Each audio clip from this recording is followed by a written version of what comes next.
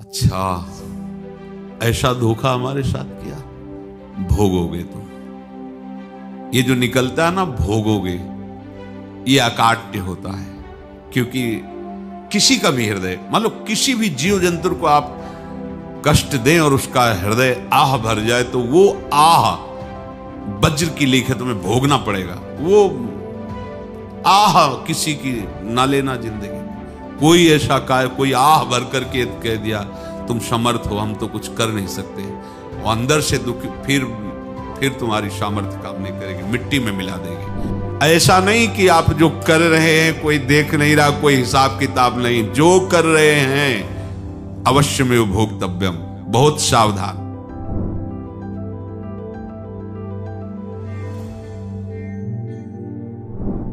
जीव स्वयं नित्य निरंतर कर्मों के जाल को रच रहा है और अपने आप को बांध रहा है। आपको मुक्त होना है, बंधना नहीं है।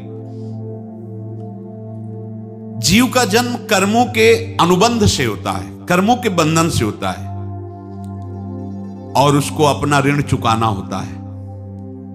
कर्मानुबंध ये बहुत सूक्ष्म विषय है। जैसे आप जिस परिवार में जन्म लिए हैं, तो उस परिवार के लोगों से आपका ऋण है, इसलिए उसी परिवार में आप आए हैं। और ऋणानुबंध, उसको बिना चुकाए या बिना वसूल किए आप वहां से जाएंगे नहीं। आपको लेना है तो वसूल करना है, और देना है तो चुकाना है। ये पूर्व के जन्मों से निश्चित किया गया है। जैसे किसी के यहां पुत्र हुआ, जन्म से ही पैसा खर्चा शुरू हुआ, बड़ा हुआ तो उद्दंडता के द्वारा मार पूरे परिवार को क्लेश पर क्लेश देता चला जा रहा है। ये तुम्हारे कर्म का फल है। या ऐसे शक्तिहीन बुद्धिहीन ऐसे पागल पूरे जीवन सेवा करो, तुमसे अपना हिसाब चुकाने के लिए वो आया है। अब परिवार के जो सदस्य जुड़े आके, मतलब पत्नी आते ही पूरी हृदय में आनंद, परिवार में आनंद, और जीवन भर वो आनंद ही सुख देने के लिए उसका जन्म हुआ। वो अपना ऋणानुबंध मुक्त, और आते ही भयंकर क्लेश खड़ा कर दिया, बीच में दीवार और झगड़ा वैसा, फिर अतरे दिन मारपीट शुरू, कलह अशांति, पूरा जीवन नरक हिसाब करने आए। यहां ऋण चुकाए बिना कोई जा नहीं सकता, ऋण चुकाना पड़ेगा। किसी का ऋण वसूल करना है तो किसी को ऋण चुकाना है, दोनों काम करने होते हैं। अनेक जन्मों में अनेक लोगों के साथ हमने जो बर्ताव किए हैं, अच्छे या बुरे, वो होंगे। अब किसी आदमी को हम जानते नहीं, अचानक मिला, अचानक टक्कर लगा और मार पीट गाली गुप्ता सब कर दिया, चुपचाप सह लो। क्यों? ये आपका हिसाब है, पूर्व का हिसाब। हमारा उससे कोई द्वेष नहीं, कोई संकल्प नहीं।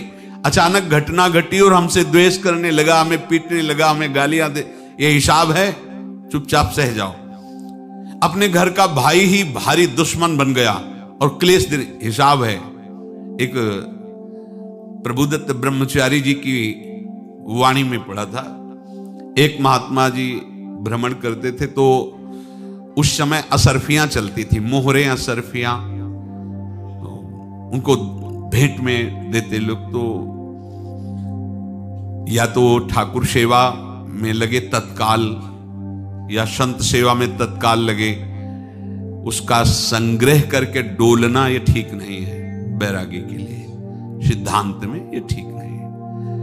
तो जब 2, 4, 6, 8 ऐसे मोहरे हुई, तो उन्होंने विचार किया कि और भ्रमण करके जब काफी मोहरे हो जाएंगी तो प्रयागराज में जब कुंभ पड़ता है, एक बार पूरे सब अखाड़े के संतों को, अलग अलग संप्रदाय सब संतों को बुलाएंगे और सबको खुआएंगे। अब साधु है तो यही विचार करेगा, और क्या विचार करेगा।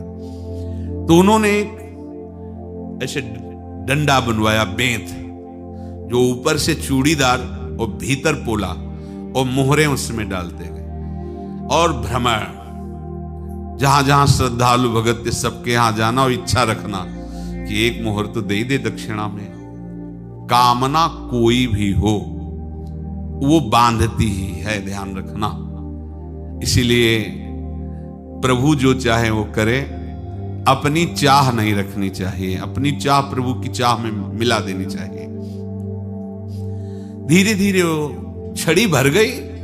भ्रमण करने वाले महात्मा चूड़ी लगाई, इंतजार करते रहे। जब प्रयाग का कुंभ पड़ा तो चले। तो रास्ते में एक गांव में पूछा जाता है, जैसे कहीं रुको कि कोई श्रद्धालु ऐसा है जो संत सेवी है। तो कुछ लोगों ने बताया, हाँ एक परिवार है बहुत संत सेवी है और आपको मिलाते हैं उनसे। आइए महाराज, घर में रुका। खूब अच्छा हलवा पूड़ी पवाया और जो घर के मालिक थे चरण दबाए। चरण दबाते दबाते उनकी दृष्टि पड़ी उस डंडे पे। इतना मोटा और ऊपर से कुछ चूड़ी सी भी नजर आ रही, इस डंडे में तो कोई रहस्य है ही है। अब महात्मा जी को खवा पिला के सुला दिया। महात्मा जी जब सो गए तो पत्नी से धीरे से कहा, वो डंडा लाओ बाबा जी का डंडा। वो चूड़ीदार जो ही खोला पलटाया तो सैकड़ों मोहरे। ऐसे संत रोज पधारे भगवान, तुम आनंद हो जाए फिर क्या। पत्नी से कहा, नाप के कंकड़ लाओ। वो तो महात्मा जी तो खाए खीर पूड़ी, आराम से सो रहे। रात में पूरी प्लानिंग करके उसमें कंकड़ भर के चूड़ी लगाकर सिराने रख दिया, सारी मोहरें हटा ली। महात्मा जी आराम से छड़ी उठाए तो वजन पक्का। वैसे बड़े लोग चतुर होते हैं, पर ये नहीं जानते कि कर्म कितना भयानक होता है। और उनकी कोई संतान नहीं थी, पर धन में इतना प्रेम उनको था। बहुत सावधान रहे। साधु महात्माओं के पास जो अर्थ है, गृहस्थी अगर आता वहीं से है, पर अगर उसको जोर जबरदस्ती या किसी छल कपट से, तो वो उसका विनाश ही करता है। आज तक का प्रमाण है। अब उनको ये भाव पता नहीं होगा, या पता होगा तो लोभ के कारण वो उसको मान नहीं पाए होंगे। महात्मा जी गए प्रयाग में, किसी अखाड़े पर रुके और वहां प्रार्थना की कि कल जो है संपूर्ण अखाड़ों का निमंत्रण किया जाए और सब संतों को भोग पवाया जाए और उनको दक्षिणा भी दी जाए। महंत ने सोचा कि बहुत बड़ा है तो उत्सव है, क्योंकि प्रयाग में कितने हजारों संत महात्मा सब। उनका महाराज बोरों इसमें चीनी और टीनों घी लगेगा, सब व्यवस्था। बोले आप मंगाइए, एक एक हिसाब हम करेंगे, हमारे पास सब व्यवस्था है। बोले कुछ तो पहले दे दो, वो इकट्ठे देंगे हम। उनको था कि अगर हम छड़ी खोला और दो चार मोहरे दी, किसी को पता लग गया तो गड़बड़ हो सकती। बोले हम भंडारे के समय आखिरी में सब कुछ आपको दे देंगे। ठीक है। वो अपने पास से पैसे लगाकर खूब जितना सामग्री सब लाए, लाखों की, और सब संतों को निमंत्रण कर दिया। संत जन निमंत्रित हो गए। भंडारा बन रहा है, तब वहां के महंत है और उनका देखो भंडारा भी बन रहा है, संतों को निमंत्रण। अब आप अर्थ की व्यवस्था कीजिए, क्योंकि इतनी बड़ी हमारी सामर्थ्य नहीं थी जितना हमने किसी तरह हमने व्यवस्था की। अब मुझे अर्थ चाहिए, तभी आगे की व्यवस्था बढ़ेगी। संतों को दक्षिणा देंगे और जिनसे अर्थ लिया उनको दे। देखो रसोई बन गई है सब। उनका छत में विश्वास नहीं तो अभी चूड़ी खोली। उनको तो था ना कि मोहरे हैं, कंकड़। तो जैसे कितना उनको सदमा लगा होगा। हजारों संतों का निमंत्रण, रसोई बन, मतलब संत हो के छल कपट। तो उनका महाराज आपने तो हमारा नाश कर दिया, जो महंत थे। अब बताओ रसोई बन गई, संत निमंत्रित हो गए और आप ये कंकड़ दिखा रहे हैं हमको। आपने तो हमें बर्बाद कर दिया। हमारी इतनी सामर्थ्य नहीं थी, आप पहले बता देते। संत होकर ऐसा छल कपट। अब वो बोले तो क्या बोले, क्योंकि उनको पता था कि मोहरे हैं इसमें। अंदर से उनका चिंतन गया उसी सेठ के पास। अच्छा, ऐसा धोखा हमारे साथ किया, भोगोगे तुम। ये जो निकलता है ना भोगोगे, ये अकाट्य होता है। क्योंकि किसी का भी हृदय, मान लो किसी भी जीव जंतु को आप कष्ट दें और उसका हृदय आह भर जाए, तो वो आह वज्र की लेख तुम्हें भोगना पड़ेगा। वो देखो भीष्म जी को भोगना पड़ रहा है ना। सांप को ऐसे धनुष की नोक से उठाया और बंबूल के कांटों के ऊपर फेंक दिया। कई दिन तक शेदा हुआ, वो आह भर करके मरा। तो आपको 6 महीने बाणों की सैया पर आह किसी की ना लेना जिंदगी में। कोई ऐसा कोई आह भर करके कह दिया तुम समर्थ हो, हम तो कुछ कर नहीं सकते, और अंदर से दुखी, फिर तुम्हारी सामर्थ्य काम नहीं करेगी, मिट्टी में मिला देगी। फिर ये तो संत थे और भगवत आराधना के लिए, संत आराधना के लिए ही ऐसा किए हुए थे। अब इनका कैसे मुंह दिखाएं? अब क्या करें? सुबह संत जन आएंगे, सबके बीच में हमारी कि देखो इन्होंने, अब क्या करें? गए और संगम में जाके छलांग लगाई, अपने प्राण त्याग दिए। अब उनके तो पास मोहरे थी और व्यापार बढ़ा, और 9-10 महीने बाद ही लड़का हुआ। अब तो उनको कि संत फलीभूत हो गया। देखो व्यापार चल रहा, लड़का नहीं होता था, लड़का भी हो गया, बड़ा आनंद छा रहा है। जब से वो प्रकट हुए और धन की वृद्धि शुरू हो गई, पढ़ाई लिखाई में उनके खर्चा हुआ सब, बस बीमारी शुरू हो गई उनके शरीर में। अब उसमें पैसा जाना शुरू हुआ। इतने आसक्त वो दोनों हो गए कि कुछ भी हो, व्यापार ठप, संपत्ति बेचना शुरू। तो उन्होंने कहा कि बेटा मैं क्या कर सकता हूं तुम्हारे लिए?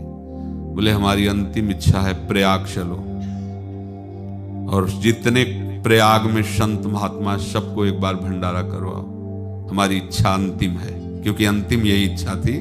तो बोले अब ज्यादा संपत्ति तो नहीं रह गई, तो बोले घर बेच दो, मेरे लिए ही तो है, बेच दो। मुझे लगता मैं बचूंगा नहीं, पर मेरी अंतिम इच्छा पूर्ण कर दो। घर बेच दिया, जेवर बेच दी। वहां गए, जब संत सेवा की तो बोले मुझे संगम तक ले चलो। संगम तक ले गए और बोले समझे तुम चुराए थे और हमने उसको छीना है, कुछ नहीं रह गया तेरे पास कुछ, अब केवल ममता और आसक्ति में जलकर मर और नरक प्राप्त कर। मैं वही महात्मा हूं जिसकी तूने मोहरे ली थी, शरीर छोड़ दिया। महात्मा को जन्म लेना पड़ा और इनको दुर्गति भोगनी पड़ी। ऋणानुबंध, होश में। ऐसा नहीं कि आप जो कर रहे हैं कोई देख नहीं रहा, कोई हिसाब किताब नहीं, जो कर रहे हैं अवश्य में भोक्तव्यम, बहुत सावधान। अनेक जन्मों में अनेक लोगों से जो कुछ लिया दिया है, इस लेने देने को मिटा देने के बाद ही तुम मुक्त हो गए। इसीलिए एक उपाय है, लेना न देना, मगन रहना। क्या? मालिक को समर्पित हो जाओ, मालिक को अपना माना हुआ समर्पित कर दो, खत्म। अहम त्वाम स्वरूपापेभ्यो मोक्षयिष्यामि, सब खत्म। आगे पीछे लेना देना सब खत्म। एकादश स्कंद में भगवान श्री कृष्णचंद्र जी ने कहा जो मेरे चरणों का आश्रय लेकर भक्त मेरा भक्ति करता है, उसके पितृ ऋण, मातृ ऋण, देव ऋण, ऋषि ऋण, सब ऋणों से मैं मुक्त कर देता हूं। बस यही एक उपाय है जो इसके बंद करने का उपाय भक्तों के लिए है, वो यही है। भगवान की शरण में होकर अपना माना हुआ पूरा भगवान के अर्पित कर दो। अर्पित करने का तात्पर्य उसमें अहम हटा दो। तो दियम वस्तु गोविंदम तुभ्यमेव समर्पये। जिनसे तुमने सेवा करवाई है उनकी सेवा करनी पड़ेगी। जिनसे तुमने जो कुछ लिया है उनको देना पड़ेगा। ये लेने देने का व्यापार जब तक समाप्त नहीं होगा तब तक तुम्हारा जन्म मरण चलता रहेगा। अब आपको यहां समझना है, यदि आपसे किसी ने पैसे लिए और बेईमानी करके नहीं दे रहा है तो आप उसको गाली मत दीजिए, आपने बेईमानी की थी इसलिए आपकी बेईमानी हुई है, ले गया, कोई बात नहीं है, बंधन से मुक्त हुए, जो बोझा था चला गया। उसको ऐसा ना देखे कि ये बेईमान हमारे रुपए मार लिए, अब जो कुछ होगा देखेंगे। अगर आप आगे नया कुछ करते हैं तो फिर आगे का हिसाब आपको भोगना पड़ेगा, ध्यान रखना। ऐसा नहीं है कि आपको भोगना नहीं पड़ेगा। एक ही उपाय है कि अब जो शरीर धारण किए इसी में जो भोग ले, आगे ना होना चाहिए। तो क्या करे? सर्वतो भावेन भगवान की शरण ले ले। ये तो सर्वाणि कर्माणि मयि सन्न्यस्य मत्पराहा अनन्येनैव योगेन माम ध्यायन्तु उपासते तेषामहं समुद्धर्ता मृत्यु संसार से। ये बड़ा कठिन है पार होना, कोई छोटी मोटी बात है। एक महात्मा बाल्यावस्था से भजन करते थे, शालिग्राम भगवान पास रखते थे और उन्हीं की आराधना करके बस पाठ, नाम, जप और भ्रमण करते थे। यौवन अवस्था थी, गंगा जी के किनारे अपने ठाकुर को विराजमान करके स्नान करने के लिए कपड़ा ही उतार रहे थे कि 90 लोग आ गए, भाला तलवार सब ले, मारो मारो इसको मारो, घेर लिया। तो उन्होंने हाथ जोड़कर कहा, हमने क्या अपराध किया, कोई सुन ही नहीं रहा। तो उन्होंने कहा, मार तो डालोगे ही आप 90 लोग, हम कोई अस्त्र शस्त्र तो लिए नहीं, एक बार हमें गंगा में डुबकी लगा देने दो और अपने ठाकुर को स्नान करा देने दो, फिर इसके बाद आप मार देना। भगवत इच्छा से वो लोग रुक गए, स्नान किया और अंदर से प्रार्थना की, प्रभु ये क्या लीला है आपकी, आपके सिवा मेरा कोई है नहीं और ये मुझे मारना चाहते हैं। तो भगवान ने, जानते हो क्या कहा उनके अंतर में, तुम मेरे में ध्यानस्थ हो करके शरीर को छोड़ो, ये लोग मारेंगे, ये मेरे भजन का फल है कि तुम्हें 90 जन्म नहीं लेना पड़ेगा, एक ही जन्म में 90 मिलके, तुमने 90 हिंसा की थी पूर्व में, तो तुम्हें 90 बार जन्म लेना होता और एक एक करके मारते। ये मेरे भजन का प्रताप है कि एक बार में ही 90 का हिसाब हो जाएगा। तुम आंख मूंदो, मेरे ध्यान में मगन रहो, मेरे प्रताप से तुम्हें कोई चोट नहीं होगी और स्वाभाविक मूर्छावस्था में प्राण तुम्हारे छूट जाए। ऐसा ही हुआ, ऐसा हुआ। तो ये बात समझ लो कि ये जो कर्मानुबंध है, ऋणानुबंध है। आप देखो, अगर शाप महात्माओं ने दिया कि तुम्हारे वंश का इससे विनाश होगा, तो भगवान भी परम धाम जा रहे तो उसी कील से, बाण की नोक में जो मछली लील गई थी, छोटा कण, उसी से की नोक बनाई और उसी नोक को प्रहार किया, भगवान के श्री चरण में वही बाण की नोक लगी और भगवान ने स्वीकार किया ना। भगवान का बड़ा लीला विचित्र है। अगर छुप करके उधर रामावतार में बात, तो इधर ऐसे स्वीकार किया है भगवान ने। ऐसा कहीं नहीं दिखाया कि मैं भगवान हूं तो मैं अपने लिए, ऐसा नहीं दिखाया। नारद जी का हित किया पर नारद जी ने शाप दिया तो भगवान ने स्वीकार किया। बंदरों ने ही सहायता की, जैसा बोले थे वैसा। ये लीला इस शरीर में भोगनी पड़ेगी। हाँ, ज्यादा को कम में भुगता देंगे, पर अब अगला शरीर ना मिले, इसके लिए सर्वतो भावेन भगवान के आश्रित हो जाए। जैसे आपने दुकान फैला रखी है तो उसमें दो काम होते हैं, लेना और देना। किसी को उधार दिया है तो हमें उसे लेना है, और कोई नगद देकर सामान ले रहा है तो उसे सामान देना है, या उधार लिया है तो हमें उधार देना है। अब अगर दुकान बंद करनी है तो तुम्हें देने वालों पर जोर देना है, लेने वालों पर जोर नहीं। लेने वाला तो जाओ हम क्षमा किया, समर्पित किया, हमारा कोई संबंध, खत्म हो जाए, वो खुशी हो जाएगा। लेकिन देने वाला, तुम अगर दुकान भी उठा दोगे तो जहां भी रहोगे तुम्हारे पास वो आएगा, लाइए हमारा। तो देने पर नजर रखिए, जिसका जिसका हिसाब है वो आपके सामने आता जाए, हटाते जाओ। लेने पर नजर मत रखिए और दुकान फौरन उठा दीजिए, नहीं अगर लेते देते रहे तो चलता रहेगा। आगे चलकर कुछ लेना न देना, मगन रहना बस अपने प्रभु के चिंतन में।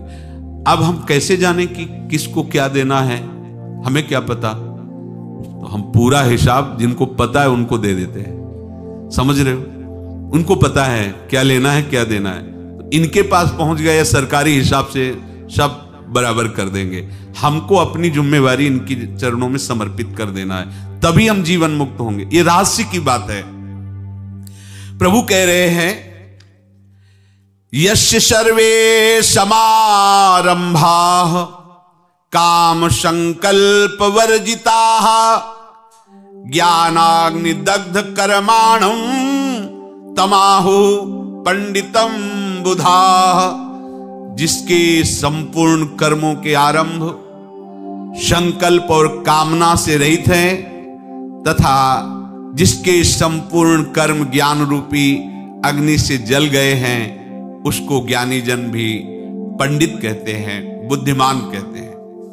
पूज्य श्री भाई जी महाराज कह रहे हैं, जैसे वहां ज्ञानाग्नि से दग्ध कह रहे हैं, तो अपने वृंदावन वासियों का प्रेमाग्नि से सब कर्म संस्कार दग्ध होते हैं। जिस समय आपके हृदय में भगवत प्रेम का प्रादुर्भाव होगा तो लेश मात्र कभी तुम्हें दुख नहीं भोगना पड़ेगा। प्रेम का प्रादुर्भाव होते ही दुख का नाश हो जाता है, महासुख। जब प्रेम का प्रादुर्भाव होगा तो समस्त पाप भस्म हो जाते हैं, अशांति नष्ट हो जाती है, संसार ज्वाला स्पर्श भी नहीं कर सकती है। जब भगवत प्रेम का प्रादुर्भाव होता है तो हो सकता है उस उपासक के जीवन में दुखों का पहाड़ टूट पड़े, परिवार खिलाफ, शरीर रोगी, अव्यवस्था, बहुत बहुत कुछ, सब कुछ कह रहे हैं। इतना सब होने पर भी उसके हृदय में कोई भी दुख नहीं होता। ऐसा सामर्थ्यशाली भगवत प्रेम है। भगवान के चरणारविंद का जिसके हृदय में प्रेम है, भारी से भारी दुख भी उनको विचलित नहीं कर सकता।